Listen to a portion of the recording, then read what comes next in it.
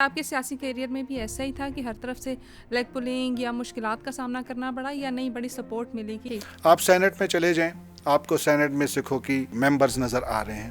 بالکل. آپ national assembly میں چلی جاتی ہیں، آپ کو وہاں سکھوں کی نمائندگی نظر آ رہی ہیں. سکھ کمیونٹی کی طرف سے بہت احتجاج بھی کیا جا رہا ہے، وہ یہ ہے کہ بینکاک تھائی لینڈ میں جو انڈین ایمبیسی ہے وہاں پہ را کے ایک آفیسر ہیں ڈی پی سنگھ، ٹھیک ہے، ان کو تعینات کیا گیا. کہ ڈی پی سنگھ کے حوالے سے اگر ہم بات کریں تو وہ اس سے پہلے لندن میں بھی 2016 سے لے کے 2020 تک وہاں مقیم رہے. لیکن آپ یہ بھی دیکھیں خالصتان کی تحریک وہاں زوروں سے تھی، تو یہ شخص وہاں پہ رہا اور وہاں پہ بہت ساری چیزوں میں یہ انوالو بھی ہوا. اس کا نام واضح طور پہ وہاں لیا جا رہا تھا. Let's unfold another story, another topic with this new episode of the Salt Range podcast. میں ہوں روشنا ضمیر اور آج آپ کی ملاقات جس شخصیت سے کروانے جا رہے ہیں اس سے یہ واضح ثبوت ملتا ہے کہ پاکستان اپنے تمام شہریوں کو یکساں حقوق فراہم کرتا ہے اور بلا شبہ تمام شہری پاکستان میں باحفاظت اپنی زندگی اپنے مذہب اپنے نارمز اور اپنے ویلیوز کے مطابق گزار سکتے ہیں. ان کا تعارف کچھ اس طرح سے کروانا چاہوں گی کہ فارمر ایم پی اے ہیں یہ، اور بڑی نمایاں چیز جو ہے وہ یہ ہے کہ یہ JUIF کے ٹکٹ پہ منتخب ہوئے تھے. 2018 میں انہوں نے الیکشن لڑا اور اس کے بعد KP اسمبلی میں یہ نظر آئے ہمیں. ان کی جتنی بھی خدمات ہیں وہ نیشنل لیول پہ یعنی قومی لیول پہ تو آپ کو نظر آئی ہی ہوں گی، لیکن اس کے ساتھ ساتھ بین الاقوامی سطح پر بھی ان کی خدمات جو ہیں وہ نمایاں ہمیں نظر آتی رہی ہیں. کس طرح سے دیکھتے ہیں یہ بین الاقوامی سیاست کو اور اس میں آج کل جو ہلچل چل رہی ہے اس پر ان کے کیا نظریات ہیں وہ بھی ان سے جانیں گے اور ان سے پوچھیں گے کہ ان پہ اپنا کیا نظریہ رکھتے ہیں. آئیے آپ کی ملاقات کرواتے ہیں رنجیت سنگھ صاحب سے. سر فرسٹ آف آل بہت شکریہ ہمیں وقت دینے کے لیے. کیسے مزاج ہیں آپ؟ Thank you very much. آپ کا بھی بہت شکریہ کہ آپ نے مجھے انوائٹ کیا اور میں بالکل ٹھیک ہوں، اللہ پاک کا شکر ہے. شکریہ ہمیں وقت دینے کے لیے. شروعات یہاں سے کروں گی. ایک تو میرے لیے بھی یہ بڑا سرپرائزنگ ہے کہ آپ JUIF سے تعلق رکھتے ہیں جو کہ ایک میں کہوں گی کہ مذہبی جماعت سمجھی جاتی ہے، اور دوسری طرف آپ ایک ایسی کمیونٹی سے تعلق رکھتے ہیں جو کہ مائنورٹی ہے پاکستان کی، اور ساتھ یہ بھی ہے کہ غیر مذہبی اس سے تعلق ہے آپ کا. تو یہ امتزاج کیسے ہوا کہ ایک مذہبی سیاسی جماعت سے آپ کا تعلق ہے؟ جی بڑا بہترین سوال ہے آپ کا، اور میں خود بھی فخر محسوس کرتا ہوں. آپ نے جیسے کہا کہ یہ ایک دینی جماعت ہے، نو ڈاؤٹ یہ ایک دینی جماعت ہے اور سیاسی جماعت ہے، اور اس کا حصہ ہوتے ہوئے مجھے خود بھی بہت اچھا لگتا ہے. اور آپ کا سوال میرے لیے کوئی نیا سوال نہیں ہے، کیونکہ ہمیشہ جہاں کہیں بھی انٹرویوز ہوتے ہیں یا کسی بھی چینل کا ہم حصہ بنتے ہیں تو وہاں باقاعدہ مجھ سے یہ پوچھا جاتا ہے کہ سردار جی آپ کیسے ایک دینی جماعت کا حصہ ہیں. تو مجھے کافی لمبا عرصہ ہو رہا ہے، تقریباً میں کہہ سکتا ہوں کوئی 18 سے 20 سال ہونے والے ہیں کہ میں اس جماعت کا حصہ ہوں. اور میری جو پارٹی کی شمولیت تھی وہ جمعیت علماء اسلام، مطلب میں کہہ سکتا ہوں کہ میرا سیاسی کیریئر جو سٹارٹ ہوا وہ اسی جماعت سے ہوا، اور شکر ہے رب کا کہ میں آج تک کسی جماعت کا حصہ بھی ہوں اور انہی کا حصہ ہوں. رنجیت صاحب 18 سے 20 سال کافی لمبا عرصہ ہے. ذرا بتائیے کہ اس سفر کے بارے میں شروعات کیسی اور اس کے بعد کیا مشکلات ہیں اور کہاں پہ سپورٹ ملی آپ کو؟ آپ ہماری پارٹی کو دیکھتے ہیں، اس میں کوئی ایسی چیز نہیں ہوتی. ایک بڑی سادہ سی جماعت ہے، مذہبی جماعت ہے، وہاں پہ کوئی ایسی مشکلات کسی کو دیکھنے کو ملتی نہیں. کیونکہ میں یہ سمجھتا ہوں کہ دیگر جماعتوں کی بنسبت اس جماعت کے اندر رہتے ہوئے بہت آسانیاں ہوتی ہیں. کیونکہ میرا جو ذاتی تجربہ ہے، مجھے لگتا ہی نہیں کہ یہ وقت 18 سال گزر چکے ہیں یا اتنا کوئی لمبا عرصہ ہو چکا ہے. مجھے یہ کل کی بات دکھتی ہے کہ ابھی کل ہم ان کی شمولیت کی اور ساتھ ساتھ وقت مجھے پتہ ہی نہیں چلا کہ کب میں MPA بنا. کیونکہ اس بات کو جو ہے میں یہ کہنا چاہوں گا کہ دیگر جماعتوں میں جو تگ و دو کرنی پڑتی ہے وہ جمعیت علماء اسلام پاکستان میں وہ چیز نہیں ہے. ایک عام کارکن کے لیے اپنے لیڈر کے ساتھ ملنا، میں کسی پارٹی کا نام تو نہیں لے سکتا کہ کسی دیگر جماعت کے اندر کیا ہوتا ہے یا پارٹیز میں ان کا اپنے لیڈر کے ساتھ ملنے کے لیے مشکلات ہوتی ہے. میں آپ کے اسٹوڈیو میں بیٹھ کے اس کو ایسے کہہ سکتا ہوں کہ اگر ابھی یہاں سے ہم ایک کال ملائیں تو ہمارے جو صوبائی امیر ہوں یا ہمارے مولانا صاحب ہوں وہ ہماری کال اٹھاتے ہیں. اور میری تو گڈ لک ہے کہ میں نے ہمیشہ آپ کے اسٹوڈیو میں بھی بیٹھ کے ایک دفعہ ہمارے دوستوں کو کے سامنے کوئی بات چیت ہو رہی تھی تو میں نے کہا یار کوئی بات نہیں، میں بات کر لیتا ہوں مولانا صاحب سے. اور ان کے اسٹوڈیو میں ہی بیٹھ کے میں نے یہاں میرا فرسٹ انٹرویو تھا اس وقت آپ لوگ کے اسٹوڈیو میں، تو میں نے ملائی اور انہوں نے کہا جی رنجیت بھائی بتائیں. میں نے کہا سر کوئی ایسا ویسی بات چیت ہے؟ انہوں نے کہا نو ایشو، آپ آ جائیں. تو یہ بات بتانے کا مین مقصد یہ ہے کہ ہمارے جو لیڈران ہیں انہوں نے ہمارے کارکنان کے لیے، جتنے بھی پارٹی ورکرز ہیں، جتنے کارکن ہیں، ان سب کے لیے بہت آسانیاں پیدا کی ہیں. ایسا نہیں ہے، بہت سارے سوشل میڈیا کا دور ہے، آپ تو یہ دیکھ لیں کہ کوئی جلسہ جلوس ہو، کوئی ریلی ہو، اس میں جاتے ہوئے بھی ہمارے لیڈر صاحبان راستے میں جو ہمارے کارکن ہوتے ہیں ان سے ملتے جلتے جاتے ہیں. بہت خوب، بہترین. جس طرح سے آپ نے کہا کہ آسانیاں ہیں اور بڑا ایزیلی آپ جو ہے وہ اپنے جتنے بھی پارٹی کے سربراہان ہیں ان سے آپ اپنا تعلق جو ہے وہ بہترین کر بھی سکتے ہیں اور ان کے ساتھ مینٹین بھی ہے آپ کا. اچھا، عموماً یہ سمجھا جاتا ہے کہ جیسے خواتین کو کسی بھی فیلڈ میں بڑی مشکلات ہیں، ویسے مائنورٹیز کے لیے بھی ہر چیز بڑی ٹف کی جاتی ہے. کیا آپ کے سیاسی کیریئر میں بھی ایسا ہی تھا کہ ہر طرف سے لیگ پولنگ یا مشکلات کا سامنا کرنا پڑا، یا نہیں بڑی سپورٹ ملی کہ یار ہمارے سے تھوڑا ڈفرینٹ ہیں تو کیوں نہ ایک نیا امیج کریٹ کیا جائے؟ ایک ایسا وہ قائد اعظم کا ویژن جس میں وہ کہتے تھے کہ ہر پاکستانی جو ہے وہ اپنا مذہب، اپنے نارمز، ویلیوز سب کچھ جو ہے وہ کیری آؤٹ کر سکتا ہے. کیا اسی پہ چل رہے ہیں؟ بالکل. میں اس بات کو کہتا ہوں کہ جو 11 اگست کی تقریر تھی، ہم اس کو پاکستان میں منارٹی ڈے کی ساتھ مناتے بھی اور ابھی منانے والے بھی ہیں ان قریب. تو جو ہے میں یہ سمجھتا ہوں میری جماعت کے اندر اور حضرت مولانا فضل الرحمان صاحب کی جو ان کا ایجنڈا ہے اس جماعت کے لیے، اور جو اس میں دیکھ لیں اس میں اقلیتوں کے لیے باقاعدہ ایک جگہ رکھی گئی ہے. اور میں نہیں سمجھتا، آپ ہماری جماعت کے اندر دیکھیں، اگر آپ ڈیزرو کرتے ہیں، چاہے آپ ہندو ہیں، چاہے آپ مسیح ہیں، میں منارٹیز پہ بات کروں گا، چاہے آپ کا مذہب کسی بھی مذہب کے ساتھ آپ کا تعلق ہے، آپ کی وہ پرائورٹی لسٹ کے اندر آپ کو وہ جگہ ملتی ہے اگر آپ ڈیزرو کرتے ہیں. تو جہاں آگے بھی آپ کا اس سوال میں تھا کہ کیسے ہوا کیسے نہیں ہوا، تو بڑی آسانی سے یہ چیزیں ہوتی ہیں. اور سب سے اچھی بات یہ ہے کہ ہم پیچھے رہتے ہوئے عام طور پہ اگر ہم ان تمام کارکنان کے ساتھ کام کر رہے ہوتے ہیں، یہ نہیں کہ کوئی ایم پی اے ہے تو اس کی جانکاری وہاں تک پہنچتی ہے. اور جو جیسے میرا علاقہ کوہاٹ ہے، میری جو ہے پیدائش علاقہ کوہاٹ ہے، وہاں سے میں ہوں، میرا تعلق کوہاٹ سے ہے. تو کوہاٹ میں رہنے والے ایک عام کارکن کو بھی مولانا صاحب اتنا ہی جانتے ہیں جتنا وہ رنجیت سنگھ کو جانتے ہیں، چاہے وہ کوئی سکھ ہو، چاہے وہ کوئی مسلم ہو، چاہے کوئی مسیح ہو، سب کو وہ جانتے ہیں. زبردست. اچھا، کے پی اسمبلی میں جو آپ کا ٹینیور گزرا 2018 میں آپ نے الیکشن لڑا، کے پی اسمبلی میں آپ تشریف لے کے آئے، وہ وقت کیسا گزرا اور اس حوالے سے ہمیں کچھ بتائیے گا.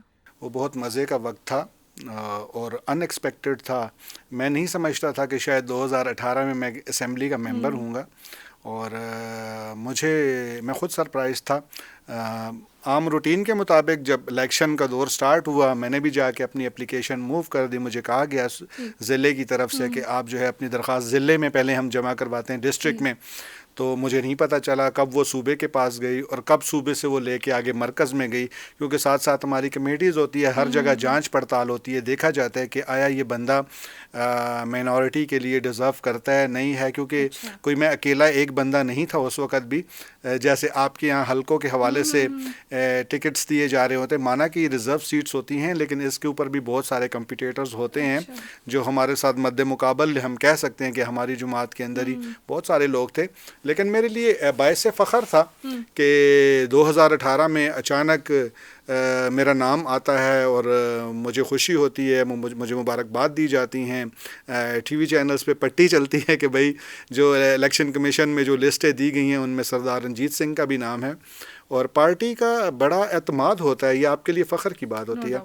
تو اچھا وقت رہا. ہم اسمبلی میں گئے، میں خود تو اپنے منہ سے نہیں کہہ سکتا، لیکن کہا جاتا ہے کہ میں ایز اے اپوزیشن تھا اور میرے ساتھ جو 3 منارٹیز کے ایم پی ایز تھے وہ پاکستان تحریک انصاف سے تھے اور میں پی ٹی آئی سے تھے، اور میں اکیلا وہاں سے تھا. لیکن مجھے پتہ ہے ہم نے اپوزیشن میں رہتے ہوئے بھی اتنا ہی کام کیا جتنے حکومتی ایم پی ایز کر رہے تھے. جو سہولیات اپنی کمیونٹی کے لیے دی جا سکتی تھی میں نے بھرپور کوشش کی، اور جو ہمارے سامنے حکومتی ایم پی ایز تھے وہ بھی اچھے دوست تھے، انہوں نے بھی کبھی ایسا رول ادا نہیں کیا کہ میرے لیے کوئی مشکلات پیدا کرنے کی کوشش کی ہو. ایز اے منارٹی جو ہم آپس میں تھے وہ بڑا اچھا ہمارا ایک اتفاق تھا. اسمبلی کے ایک اجلاس میں نا آپ کی ایک بڑی ویڈیو وائرل ہوئی تھی جس میں آپ رکشے میں آئے تھے اسمبلی کے اجلاس کو اٹینڈ کرنے کے لیے، اور آپ نے کہا کہ پیٹرول کی قیمت جو ہے وہ کافی بڑھ گئی ہے، تو اب کیا پیدل چل کے ہر جگہ جاتے ہیں یا ابھی رکشے میں سفر کر رہے ہیں؟ آپ جو بات کر رہی ہیں، ہمارا موقف جو کل تھا وہ آج بھی ہے. نو ڈاؤٹ کہ ملک میں مشکلات ہیں، پہلے سے زیادہ ہیں. ہم آج بھی دیکھ لیں، اگر میں اسمبلی سے باہر ہوں، ہم تو ان الیکشنز کو ہی مانتے. جو موجودہ الیکشنز ہوئے ہیں، جو جس قسم کے ہوئے ہیں، ہم سے بہتر آپ بھی جانتی ہیں، عوام بھی بڑے اچھے طریقے سے جانتی ہیں. اور چاہے 2018 کے بھی الیکشنز تھے تو اس میں بھی ہم لوگوں نے کہا تھا کہ یہ صاف و شفاف الیکشنز نہیں ہیں، لیکن ہمیں اسمبلیوں کا حصہ رہنا تھا، کیونکہ ہمیں عوام کی ووٹ، ہم ان کا جتنا مینڈیٹ لے کے آئے تھے اس کے حساب سے جتنے لوگ بھی ہم تھے، ہم وہاں موجود تھے.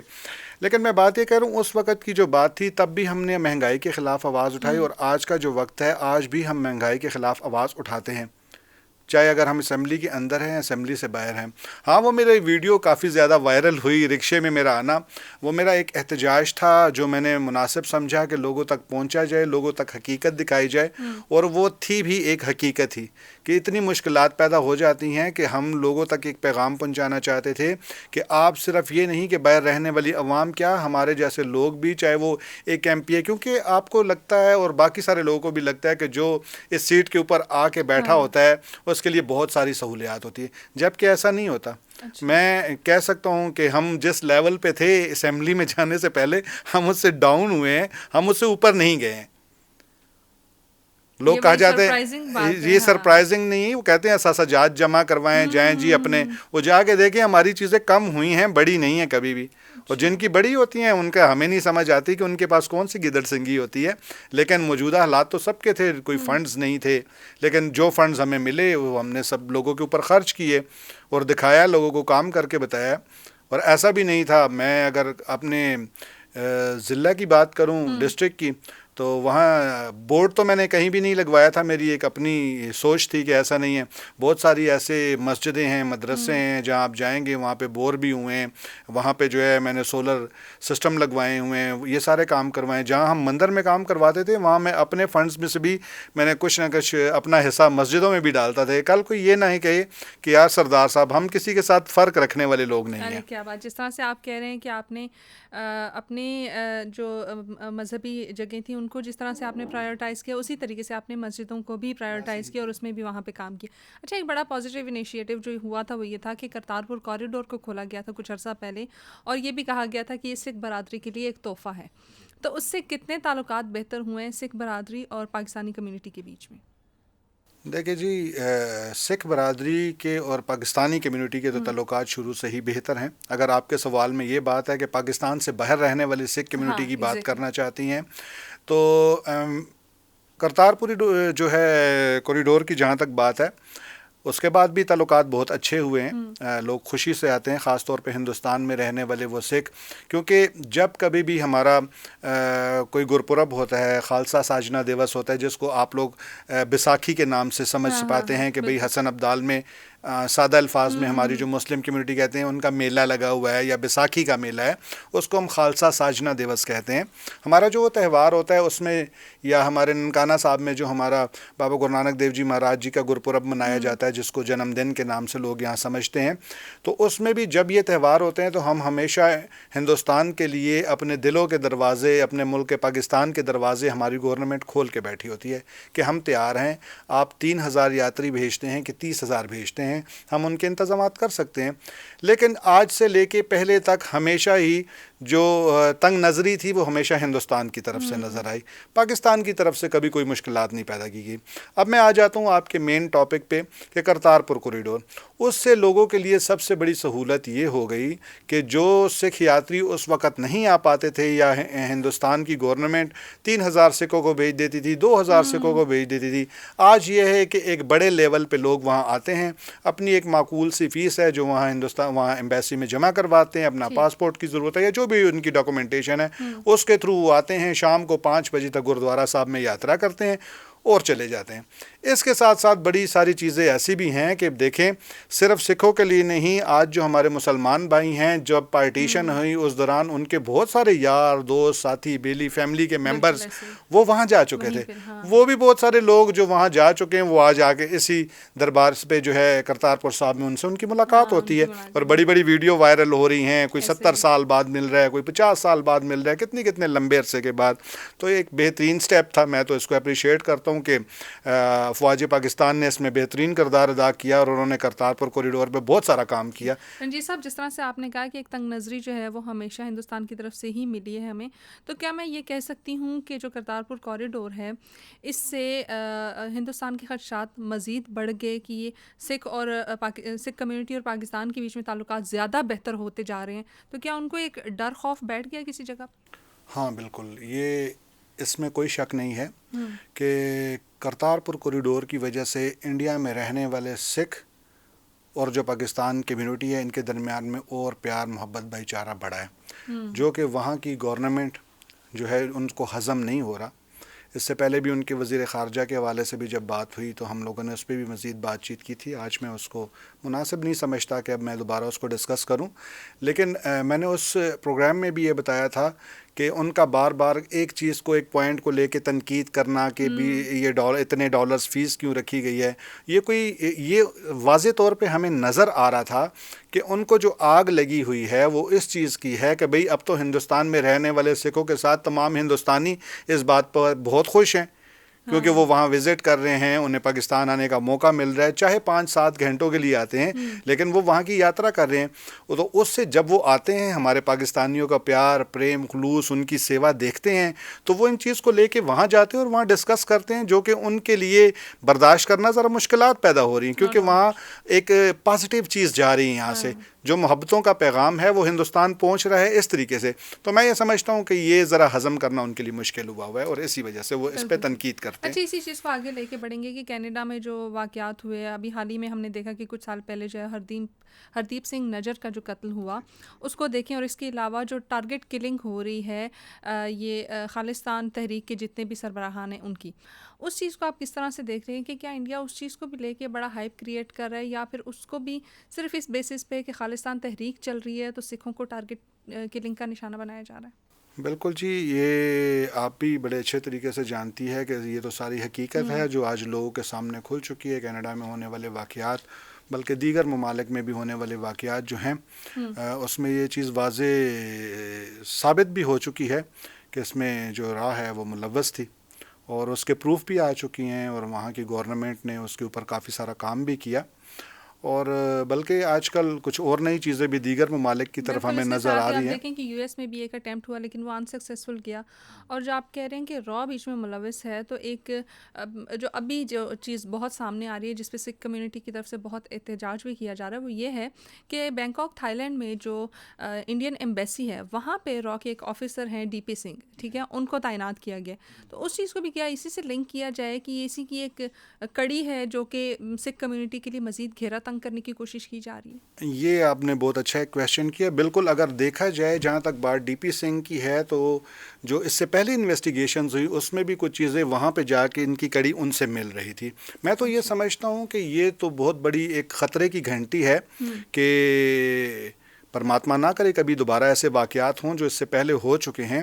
میں یہ سمجھتا ہوں کہ تھائی لینڈ کی گورنمنٹ کو خود چاہیے کہ وہ اس چیز کے اوپر مکمل نظر رکھیں کہ آپ سمجھتے ہیں کیونکہ یہ ایک ایسا ملک ہے جو ٹورزم کے حوالے سے بہت زیادہ معنی رکھتا ہے دنیا بھر کے لوگ، اور یہ میں سمجھتا ہوں کہ اس سے سب سے بڑا نقصان اسی ملک کو ہونے والا ہے اگر ایسے لوگ وہاں پہ بیٹھے ہوں گے. کیونکہ آپ دیکھ رہے ہیں کہ سکھ کمیونٹی کا اس کے اوپر کافی سارا احتجاج ہے ان کے خلاف. تو میں یہ سمجھتا ہوں کہ تھائی لینڈ کی گورنمنٹ کو خود اس کی انکوائری کرنی چاہیے اور ایسی چیزوں کو کلیئر کرنا چاہیے جو لوگوں کے خدشات ہیں، خاص طور پہ اسپیشلی سکھ کمیونٹی کے ساتھ ساتھ دیگر لوگوں کے لیے بھی مسائل پیدا ہو سکتے ہیں کیونکہ ان چیز کے شواہد پہلے بھی مل چکے ہیں اور باقی وہ گورنمنٹ بہتر جانتی ہے کہ اس کے لیے ان کو کیا اقدامات کرنے چاہیے. دنیش پرتاپ سنگھ جو ہیں ان کی اگر آپ دیکھیں پروفائل پہلے سے اگر آپ دیکھیں تو اس طرح کی کافی چیزوں میں وہ ملوث رہے ہیں. تو میں یہی کہنا چاہ رہا تھا کہ وہ ان کو اس چیز کی انکوائری کرنی چاہیے اور اس کے بعد اس کے خلاف اقدامات کرنے چاہیے. اگر تھائی لینڈ کو دیکھیں یا بینکاک کو دیکھیں تو وہاں پہ سکھ کمیونٹی کو اتنی زیادہ ان کی تعداد نہیں ہے، لیکن ایک چیز جو نمایاں ہے وہ یہ ہے کہ ایک ٹرانزٹ روٹ ہے، مطلب دوسرے ممالک دیکھیں سکھوں کی تعداد میں یہ دیکھیں ایسے لوگوں کا کوئی دین مذہب نہیں ہوتا. اس میں یہ نہیں کہہ سکتا کہ اسپیشلی وہ جا کے وہاں پہ سکھوں کے لیے مشکلات پیدا کر سکتا ہے، وہ دیگر لوگوں کے لیے بھی پیدا کر سکتے ہیں جو ایسے لوگ ہوتے ہیں. ان کا کوئی دین مذہب نہیں ہوتا ان کا کسی سے لینا دینا نہیں ہوتا. میرا جو ان شارٹ کہنے کا مقصد تھا وہ یہی تھا کہ وہاں کی گورنمنٹ کو خود سے تمام معلومات ہونی چاہیے. اگر یہاں پہ بیٹھے ہوئے ہمیں اتنی ساری انفارمیشنز ہیں تو نو ڈاؤٹ کہ وہاں پہ بھی ہوں گی. اور تھائی لینڈ میں اس سے پہلے کہہ چکا ہوں کہ وہ ایک ایسی جگہ ہے جہاں دنیا بھر کے لوگ آتے ہیں, نہ صرف سکھ نہیں جاتے ٹورزم کے لیے, لیکن خدشات تو ہیں, اور وہاں پہ بیشتر پاکستانی جاتے ہیں, بہت سارے لوگ جاتے ہیں. میں بھی شاید آپ بھی وزٹ کر کے آئی ہو, اور اگر نہ ہو تو آپ ضرور وش رکھتی ہوگی کہ کم سے کم ایک اچھا ملک ہے. تو لوگ سیر و تفریح کے لیے وہاں جاتے ہیں, تو یہ سب کے لیے خطرات ہو سکتے ہیں. اچھا سر, اگر میں تھوڑا سا اسی چیز کو ایکسٹینڈ کرنا چاہوں تو بات یہاں پہ آتی ہے کہ جیسے میں آپ کو بتاتی کہ تھائی لینڈ جو ہے وہ ٹرانزٹ روٹ ہے, ٹھیک ہے. یہاں پہ موسٹلی اگر سکھ کمیونٹی اتنی زیادہ نہیں ہے, لیکن جتنے بھی سکھ جو ہیں وہ آسٹریلیا, یو کے, ان جگہوں پہ جاتے ہیں تو وہ اسی راستے سے گزر کے جاتے ہیں, مطلب وہاں پہ کچھ نہ کچھ اسٹے ان کا ہوتا ہے. تو کیا یہ بھی کہا جا سکتا ہے کہ ان کے لیے وہاں پہ مشکلات کی جائیں گی, اور یہ پھر اگر انڈیا وہاں پہ یہ سب کر سکتا ہے تو باقی ممالک کے لیے بھی ایک مطلب اوپن ڈور ہوگا کہ وہ بھی یہاں پہ کسی نہ کسی کو ٹارگٹ کل کر سکیں یا مارجنلائز کر سکیں؟ دیکھیں جی, میں آپ کو یہ ضرور کہنا چاہوں گا کہ ڈی پی سنگھ کے حوالے سے اگر ہم بات کریں تو وہ اس سے پہلے لندن میں بھی 2016 سے لے کے 2020 تک وہاں مقیم رہے. لیکن آپ یہ بھی دیکھیں خالستان کی تحریک وہاں زوروں سے تھی, تو یہ شخص وہاں پہ رہا اور وہاں پہ بہت ساری چیزوں میں یہ انوالو بھی ہوا, اس کا نام واضح طور پہ وہاں لیا جا رہا تھا. اب آج 2023 میں اس کو لا کے یہاں تھائی لینڈ بٹھا دینا, میں اسی لیے تو بار بار کہہ رہا ہوں کہ وہاں کی گورنمنٹ کو چاہیے کہ وہ اس چیز کے اوپر نظر رکھے. جو شخص وہاں بہت ساری چیزوں میں ملوث رہا ہے, اس کا نام آیا جا رہا ہے, وہ تھائی لینڈ میں بھی جا کے بینکاک میں اگر اس کو بٹھا دیا گیا وہاں پہ تو وہ مشکلات پیدا کر سکتا ہے. تو میں بس شارٹ کٹ میں یہی کہنا چاہوں گا کہ وہاں کی گورنمنٹ کو چاہیے کہ وہ اس چیز پر نظر رکھے اور اس کی انکوائری کرے, اور اس کے بعد جو بہترین اقدامات ہیں وہ کرنے چاہیے. بہترین سکھ کمیونٹی کے لیے جو بھی سیفٹی کے لیے میئرز ہیں وہ اٹھانے چاہیے. اچھا آگے بڑھتے ہیں. اگر یہ دیکھا جائے تو ایک طرف اگر ہندوستان کی میں بات کروں تو جس طرح سے ڈی پی سنگھ کو وہاں پہ تعینات کیا گیا ہے بینکاک تھائی لینڈ میں, اور یہ چیزیں اتنی زیادہ ایکسٹینڈ کی جا رہی ہے کہ ٹارگٹ کلنگ کی طرف جا رہے ہیں. اس کے بعد ایک اسپیسیفک کمیونٹی ہے جس کو آپ جو ہے وہ مارجنلائز کر رہے ہیں. دوسری طرف وہ یہ بھی کہتے ہیں کہ پاکستان جو ہے وہ سیف نہیں ہے مائنورٹیز کے لیے. اس بات سے آپ کس حد تک متفق ہیں؟ دیکھیں جی, ہم تو پاکستان میں بڑا سیف فیل کرتے ہیں. حال میں کچھ عرصہ پہلے ہونے والے واقعات کو دیکھ کے اگر کوئی بندہ پاکستان کی طرف انگلی اٹھاتا ہے تو میں اس سے ہم دیگر ممالک میں ہونے والے واقعات کے اوپر چلے جائیں تو وہ اس سے کئی گنا وہاں پہ زیادہ ہوتے ہیں. ایک بات. دوسری بات, یہ نہیں کہا جا سکتا کہ وہ سکھوں کے لیے سیف نہیں ہے. پاکستان میں رہنے والی مینارٹیز باقاعدہ اپنی ان کو ہر قسم کی آزادی حاصل ہے. یہاں کچھ عرصہ پہلے کچھ ایسے واقعات ہوئے جو منظر عام پہ آئے, تو اگر لوگ ان کو لے کے اس قسم کی باتیں یا پروپیگنڈے کر رہے ہیں تو میں ان سے اتفاق نہیں کرتا. اس کی مین وجہ یہ دیکھیں کہ آج آپ دیکھ لیں, میں سکھوں پہ ہی بات کر لیتا ہوں. آپ سینٹ میں چلے جائیں, آپ کو سینٹ میں سکھوں کی جو ہے ممبرز نظر آ رہے ہیں. آپ نیشنل اسمبلی میں چلی جاتی ہیں, آپ کو وہاں سکھوں کی نمائندگی نظر آ رہی ہیں. آپ خیبر پختونخوا اسمبلی میں جائیں, آپ کو وہاں نظر آتی ہیں. آج یہاں پہ جو ہے پنجاب میں چلی جائیں تو وہاں آپ کو سکھوں کی نمائندگی میں جو وہاں کے منسٹرز ہیں وہ نظر آ رہے ہیں. ٹھیک ہے, تو میں اس کی رمیش سنگھ اروڑا صاحب آج وہاں کے منسٹر ہیں, چاہے ان کا تعلق نون لیگ سے ہو. میں اس وقت آل اوور بات کر رہا ہوں. اسی طرح آپ مسیحی قوم پہ چلی جائیں, اقلیتوں میں ہم اس بات کو لے جاتے, پاکستان میں رہنے والے کرسچنز دے میجر جنرل پہ آگے. ہمارے سکھ کمیونٹی کی آپ چلے جائیں, وہ میجر جنرل کے عہدوں پہ بیٹھے ہوئے ہیں. اس سے بڑی بات کیا ہو سکتی ہے؟ اگر میں بات کی جاؤں تو سویرا پرکاش بالکل ابھی حالانکہ آئے ہوئے انہیں میں کہہ سکتا ہوں 8-10 ماہ ہوئے ہیں, تو چند بہت کم ٹائم کے اندر لوگوں نے انہیں اپریشیٹ کیا, اور وہ اگر اس جگہ تک پہنچی ہے تو میں یہ سمجھتا ہوں کہ یہ ہماری جو مسلمان بھائی ہیں, ہمارے مسلمان بہن بھائی, جو ہماری قوم ہے, یہ ہمیں اگر آج رنجیت سنگھ یہاں بیٹھا ہوا ہے تو میں کیسے آ گیا ہوں؟ میری کمیونٹی تو بہت تھوڑی ہے. اگر آج آپ یہاں رنجیت سنگھ کو بلا کے بٹھا رہی ہے تو یہ آپ لوگوں کی محبت ہے یہاں پہ, کہ آپ لوگ کہتے ہیں یار یہ ہمارے سردار بھائی ہیں, ان کو بلائیں جی, ہم نے ان کے ساتھ پروگرام کرنا ہے. تو پاکستان میں جو ہماری پاکستانی مسلم کمیونٹی ہے, ان کا تمام منارٹیز کے ساتھ اور بشمول سکھوں کے ساتھ تو بہت ہی زیادہ پیار ہے. دیگر مذاہب کے ساتھ بھی ان کی ایک اپنی دل لگی ہے, سرداروں کے ساتھ ایک اچھی دل لگی ہے, میں یہ کہہ سکتا ہوں. تو جو باہر کا ایجنڈا ہے وہ تو اس قسم کے پروپیگنڈے کرتے ہیں. پاکستان میں رہنے والی تمام اقلیتیں خوشحال ہیں, مسائل پیدا ہوتے ہیں, لیکن میں یہ بھی ضرور کہنا چاہوں گا کہ وہ یہ الگ بات ہوتی ہے کہ اگر کوئی واقعہ کسی ہندو کے ساتھ, کسی مسیح کے ساتھ, کسی سکھ کے ساتھ ہو جاتا ہے تو وہ ذرا زیادہ بڑھا چڑھا کے بتایا جاتا ہے. اور اس قسم کے واقعات, کوئی ایک واقعہ منارٹیز کے ساتھ ہوتا ہے لیکن دن میں ہزاروں واقعات ہمارے مسلم لوگوں کے ساتھ بھی ہو رہے ہوتے ہیں. تو ایسا نہیں ہے, کیونکہ ایسے کرنے والے جو لوگ ہوتے ہیں ان کا کوئی دین مذہب سے کوئی تعلق نہیں ہوتا کہ وہ کہیں ہندو کو ٹارگٹ کریں, وہ کہیں سکھ کو ٹارگٹ کریں. لیکن یہ ہے جہاں واقعات ہوتے ہیں وہاں اسٹیٹ بیٹھی ہے, اسٹیٹ ایکشن لیتی ہے. یہ گلے شکوے تو تب ہوں جب ہماری جو اسٹیٹ ہے وہ ان چیزوں کے خلاف ایکشن نہ لے, ہمیں سیفٹی پرووائڈ نہ کرے, سہولیات نہ دیں. تو میں یہ کہہ سکتا ہوں کہ یہ صرف ایک پروپیگنڈا ہے. رنجیت صاحب, ایک کوشچن یہاں پہ میرے دماغ میں یہ بھی آیا کہ جس طرح سے ابھی میں نے بھی کچھ لوگوں کا ذکر کیا, آپ نے بھی کچھ لوگوں کا ذکر کیا کہ آپ دیکھیں کے پی اسمبلی میں بھی آپ کو نظر آئیں گے, پنجاب اسمبلی میں بھی نظر آئیں گے, نیشنل اسمبلی میں بھی نظر آئیں گے, سینٹ میں بھی آپ کو لوگ نظر آئیں گے جو کہ مائنورٹیز سے ہیں. کیا ان عہدوں پہ آنے کے بعد ان کو اتنی لائبلٹی دی جاتی ہے یا ان کو اتنا فریڈم دیا جاتا ہے کہ وہ اپنی کمیونٹی کو بہترین طریقے سے ریپرزینٹ کریں اور ان کے جو مسائل ہیں وہ اپنی جو ان کی کیپیسٹی ہے اس کے اکارڈنگ حل بھی کر سکیں؟ یا یہ میں کہوں کہ یا یہ صرف سمبلائز کرنے کے لیے یہ سیٹس دی جاتی ہیں؟ نہیں, ایسا نہیں ہوتا. میں کسی اور کے بارے میں تو نہیں کہہ سکتا کیونکہ میرا تعلق جمعیت علماء اسلام پاکستان سے ہے. میں جتنا عرصہ میرا اسمبلی میں گزرا, اور آپ دعا کیجئے گا آگے بھی گزرے, تو اس میں کبھی پارٹی کی طرف سے کوئی روک تھام نہیں تھی. کوئی یہ نہیں تھا کہ آپ یہاں بات کر سکتے ہیں, آپ یہاں نہیں کر سکتے. میں اسمبلیوں میں لڑائی جھگڑے کیے, احتجاج کیے, اپنی کمیونٹی کے لیے آواز اٹھائی, ٹائم نہیں مل رہا, اپوزیشن میں تھے, لیکن کبھی کچھ ایسا نہیں ہوا. بلکہ میں تو آج بھی مجھے بڑا ایک اچھا واقعہ یاد آ گیا ہے کہ میں کسی چیز پہ احتجاج کر رہا تھا اور مجھے ڈپٹی اسپیکر صاحب ٹائم نہیں دے رہے تھے, میری بات نہیں سن رہے تھے, اور وہ بڑا مقبول بھی ہوا تھا کافی. ایسی جس طرح آپ نے رکشے اور موٹر سائیکل کے واقعات بتائے, تو ہماری ایک پاکستان پیپلز پارٹی کی ہماری ایک بہن ہے نگہت اور اکزئی صاحبہ, تو وہ اسپیکر صاحب کچھ زیادہ ہی آگے چلے گئے, سخت ہو گئے.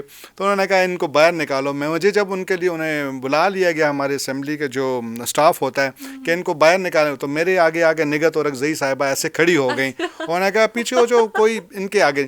تو دیکھیں یہ جو چیزیں ہیں یہ آپ کے پاس ایک طاقت ہے تو آپ کھڑے ہو کے وہاں بات کرتے ہیں. ہاں اگر کوئی نمائندہ جا کے وہاں خاموش ہو کے بیٹھا ہے تو وہ ایک کمزور نمائندہ ہوتا ہے. باقی جو اسمبلی کا ممبر میں ہوں, سیم اسی طرح کسی حلقے سے الیکشن لڑ کے آیا ہوا ممبر بھی ہوتا ہے, اسی طرح کی خواتین ممبرز بھی ہوتی ہیں, اور اسی طرح ریزرو پہ آئے ہوئے جو منارٹیز کے ممبرز ہیں ان کے پاس بھی وہی سارے رولز ریگولیشن پاور سب کچھ ایک جیسے ہی ہوتا ہے. ڈپینڈ کرتا ہے کہ ان کے اندر جو انسان بیٹھا ہوا ہے اس کے اندر کتنی بھاگ دوڑ, اپنی عوام کے لیے کتنا درد ہے, وہ وہاں کیا ویژن لے کے آیا ہے.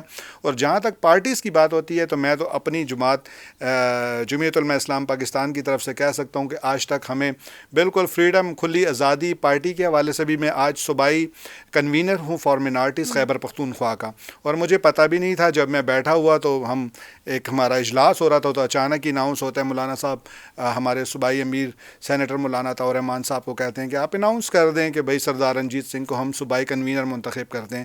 ہماری جماعت میں یہ چیزیں نہیں ہیں کہ آپ کو اپنے لیے کوئی سفارش کرنی ہوگی, اور یہ میں آپ کو, جیسے آپ لوگ کہتے ہیں نا کہ حلفاً کہنا, یہ میں آپ کو حلفاً کہہ سکتا ہوں. مجھے بیٹھے ہوئے ہماری جماعت کے اندر یہ لوگ کہتے ہیں کہ منارٹیز کو حقوق نہیں ملتے. میں نے سٹارٹنگ میں آپ سے ایک بات شیئر کی کہ میری پارٹی کے اندر مجھے وہ تگ و دو نہیں کرنی پڑتی. مجھے سینٹ کا ٹکٹ دیا گیا, مجھے 2013 کے انتخابات میں خود کہا گیا کہ آپ جاؤ نیشنل اسمبلی کے لیے اپنے کاغذات جمع کرواؤ. 2018 کے الیکشنز کے میں جو میں ایم پی اے بن گیا, مجھے جماعت نے سلیکٹ کیا. ساتھ ہی سینٹ کا آ گیا. سینٹ میں مجھے پتہ نہیں تھا, 2 دن پہلے مجھے خود کہا گیا کہ جائیں آپ اپنے ڈاکومنٹس جمع کروائیں, آپ کو سینٹ کا ٹکٹ دے رہے ہیں, آپ سینٹ کا الیکشن لڑیں. جیتنا نہ جیتنا یہ ایک الگ بات ہوتی ہے, لیکن آپ کو پارٹی کا سپورٹ ملنا اور پھر اس طرح کسی اقلیتی بندے کو ملنا. میں نے جو چیزیں یہاں دیکھی میں نے دیگر پارٹیوں میں بھی دیکھی, لیکن ان بیچاروں کی جو بھاگ دوڑ ہوتی ہے ان کو دیکھ کے وہ مجھے کہتے تھے یار تم بیٹھے رہتے ہو. تو مجھے وہ بھاگ دوڑ نہیں کرنی پڑتی. مجھے یہ پتہ ہوتا ہے کہ میرے جو لیڈر ہیں جو فیصلہ کریں گے وہ بالکل ٹھیک فیصلہ کریں گے. اس بار میں نہیں تھا, مجھے بہت پیچھے رکھا گیا, اور جن لوگوں کو اوپر رکھا گیا میں نے کوئی اعتراض نہیں کیا. مجھے پتہ تھا مجھ میں کوئی کمی ہوگی یا مجھے ابھی نہیں میری ضرورت ہوگی کوئی. ہاں, ہر ایک کو برابر موقع دیا جا رہا تھا. اچھا رنجیت صاحب, آخری سوال میرا یہ ہوگا کہ اگر آپ دوبارہ آتے ہیں, چاہے وہ نیشنل اسمبلی میں آتے ہیں یا پروونشل اسمبلی میں آتے ہیں یا کسی اور سیٹ پہ آتے ہیں, کیا ویژن لے کے آئیں گے؟ بالکل, ہم سب سے بڑے جو یہاں مشکلات ہیں پاکستان میں رہتے ہوئے اور خاص طور پہ صوبہ خیبر پختونخوا میں جو میں رہتے ہوئے میں دیکھتا ہوں کہ جو مین مسائل ہوتے ہیں میں ان چیزوں پہ کام ضرور کرنا چاہوں گا. اگر رب کرے کوئی ایسا وقت آتا ہے کہ میں دوبارہ کسی بھی اسمبلی کا حصہ بنتا ہوں, چاہے نیشنل اسمبلی ہو یا صوبائی ہو, تو میں ضرور یہ چاہتا ہوں کہ دیکھیں جی دنیا میں رہتے ہیں لیکن دین سب سے پہلے ہوتا ہے. تو کچھ مذہبی چیزیں ایسی ہیں, میں چاہتا ہوں کوئی ایسا وقت آئے کہ پاکستان میں رہنے والے جیسے ابھی اروڑا صاحب کام کر رہے ہیں, میں ان کو اپریشیٹ کرتا ہوں. انہوں نے پاکستان میں کئی بند گردوارے ہمارے کھولے. تو خیبر پختونخوا میں کچھ اس چیزوں کے مسائل پڑے ہوئے ہیں, جیسے سکھ کمیونٹی کے کچھ گردوارا ہیں وہ بند ہیں اور ان کو کھولنے کی ضرور کوشش کریں گے. لیکن اس کے ساتھ ساتھ میں چاہتا ہوں ایجوکیشن پہ کام کیا جائے. منارٹیز میں بڑے ٹیلنٹڈ بچے ہیں, پڑھے لکھے ہیں, لیکن وسائل کی کمی کی وجہ سے میں ہمیشہ اسمبلی میں جب بھی بات کرتا تھا کوٹے کی بات ہوتی تھی کہ آپ نے 5% کوٹا کر دیا. لیکن آپ یہ بھی دیکھیں کہ آپ جو کرائٹیریا رکھتے ہیں بچوں کے لیے, جابس کے لیے, اسکالرشپس کے لیے, ان پہ میں کبھی مطمئن نہیں ہوتا تھا.